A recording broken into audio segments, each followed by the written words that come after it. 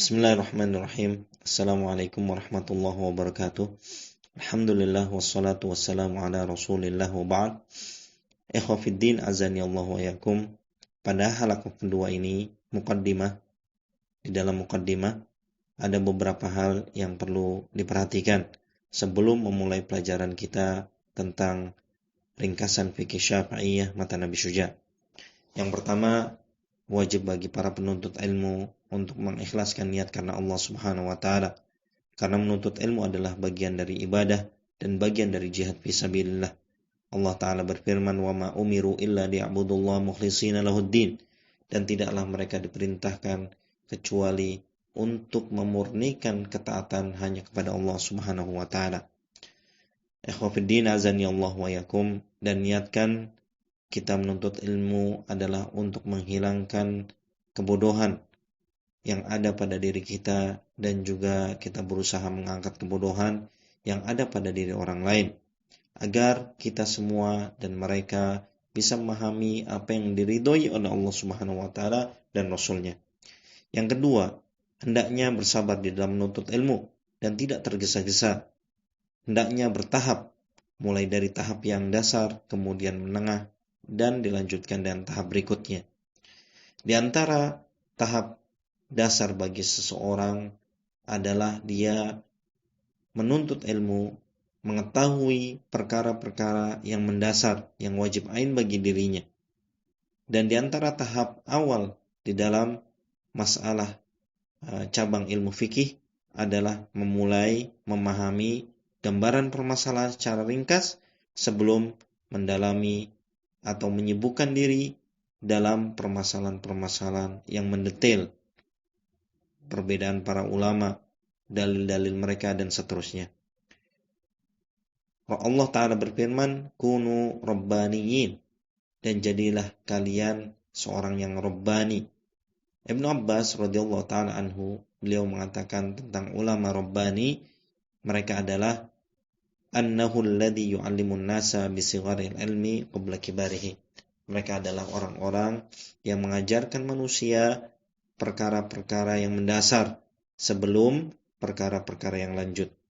Oleh karena itu, ikhwafiddin azani Allah wa yakum, adalah sebuah kesalahan apabila kita menyibukkan diri kita atau menyibukkan orang lain pada perkara-perkara khilaf di antara para ulama, padahal kita sendiri atau orang lain belum mengetahui perkara yang mendasar yang wajib untuk diketahui.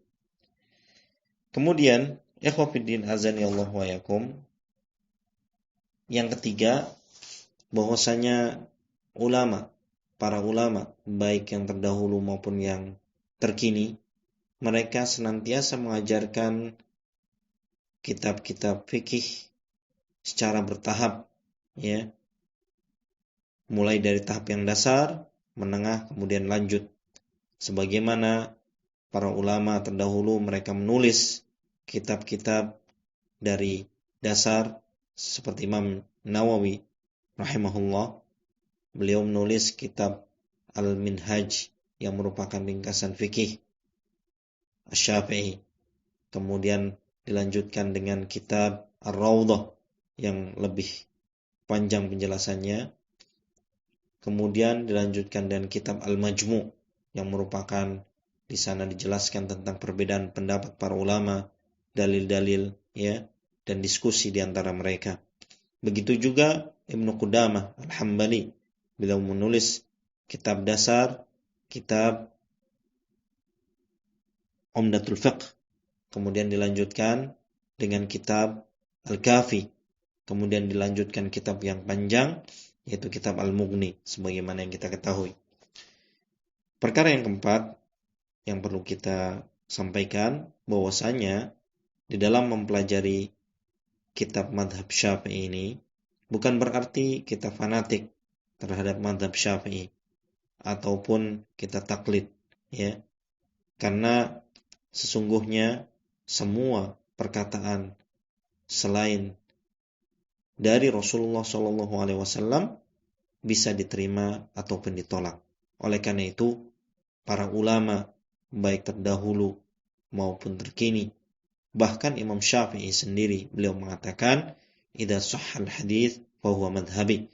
Apabila hadis itu sahih, maka itu adalah pendapatku. Oleh karena itu, hendaknya penuntut ilmu berpegang kepada Alkitab wa Sunnah, ya, di dalam berpendapat.